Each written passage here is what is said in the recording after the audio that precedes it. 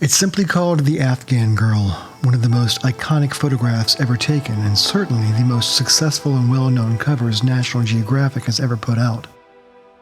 It's been likened and compared to Leonardo da Vinci's painting of the Mona Lisa and is often referred to as the Afghan Mona Lisa or the First World's Third World Mona Lisa, and for good reason.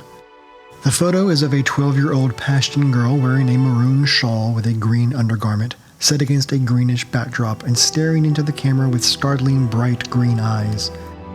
There's a mystery behind those arresting green eyes, and similar to the Mona Lisa, the longer you look at this picture, the more you wonder about what's behind her stare, what's in her mind. It's certainly not a flat, emotionless expression, but she's not giving anything away. There's a nuance and deep-seated unconscious method humans have to interpreting the expression in eyes, body language, facial expression, etc.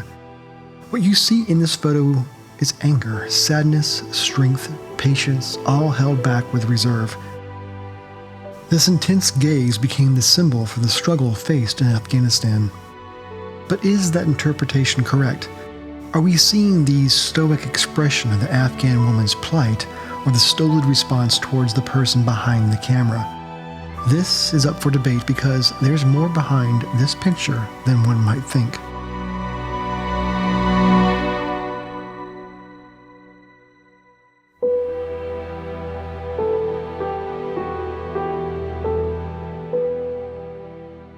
The photo's name, The Afghan Girl, isn't meant to hide the subject's identity. On the contrary, up until 2002, not even the photographer Steve McCurry knew the girl's name. The briefest story is that National Geographic commissioned McCurry to photograph refugee camps along the border of Afghanistan and Pakistan. At the Nasabag camp, where a girls' school had been set up, McCurry came across a class of about 15 girls. One of those girls stood out to him. She had bright green eyes. When he approached her to take her photo, she covered her face. Her teacher instructed her to uncover her face.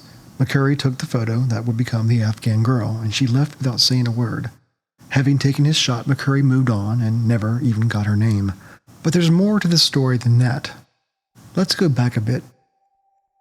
In 1984, a war was raging in Afghanistan and millions of refugees were fleeing their homes in Pakistan to escape the ongoing fighting.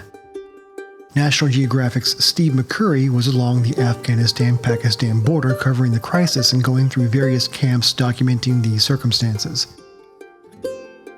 He said there was no plumbing or electricity, there was disease, they had to carry water in from outside sources.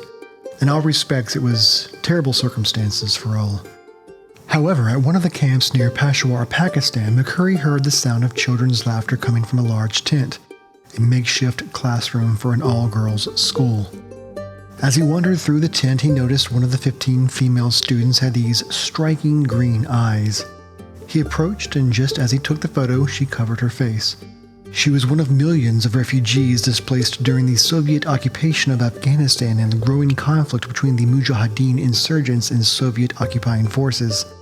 This young girl, about 12 years old at the time, had walked across the mountains with her family, including her 3 sisters, brother, and grandmother, to arrive at the Pakistan refugee camp. When McCurry took that first picture, he was a complete stranger, and it is not welcome for a girl of traditional Pashtun culture to reveal her face, share space, make eye contact, and be photographed by a man who does not belong to the family. But McCurry talked to the teacher, and they agreed to move to a place with better light and a better background. He asked the teacher to instruct her to uncover her face. The teacher told her to put her hands down so the world would see her face and know her story. McCurry also posed her, or instructed her to pose, in a way not customary to her culture. Her shoulder is tilted towards the camera, the forehead is forward, and she's making direct eye contact. Furthermore, her father was never asked whether or not the photo could be published.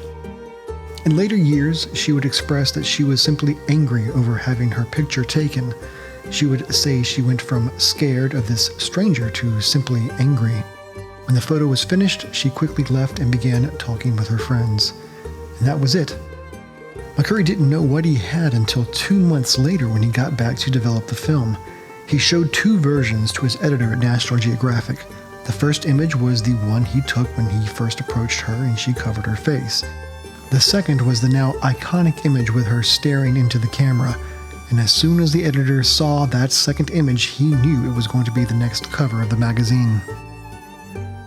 It ran as the cover of National Geographic in June of 1985, and to this day is the most famous image from the magazine.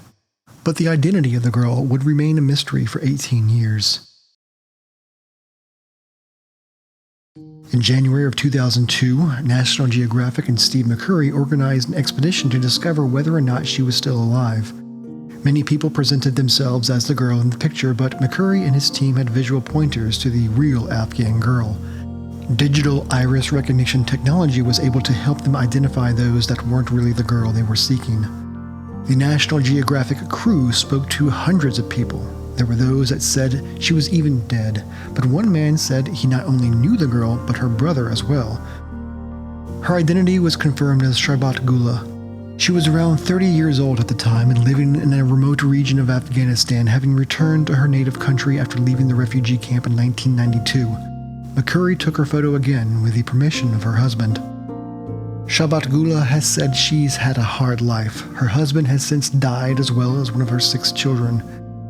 In 2016, she was arrested for living illegally in Pakistan under false papers, a common practice with refugees in the area. She spent 15 days in prison until being deported to Afghanistan, blaming the photo for her arrest. She said the photo created more problems than benefits, making her famous and leading to her imprisonment. She was welcomed in Kabul by the government and was given a 3,000 square foot residence for her children. However, it is not known what happened to her after the Taliban took over in 2021. The search for Sharbat Gula was covered in a National Geographic documentary called Search for the Afghan Girl, which aired in 2002. Since then, National Geographic has set up the Afghan Girls Fund, a charitable organization with the goal of educating Afghan girls and young women. The scope of this charitable fund was broadened in 2008 to include boys as well, and the name changed to the Afghan Children's Fund. National Geographic also covered the cost of medical treatment for her family and a pilgrimage to Mecca. Though it is said that McCurry remains in touch with Gula and her family, this is faced with uncertainty with the Taliban takeover. He prefers not to talk about it in order to keep her and her family safe.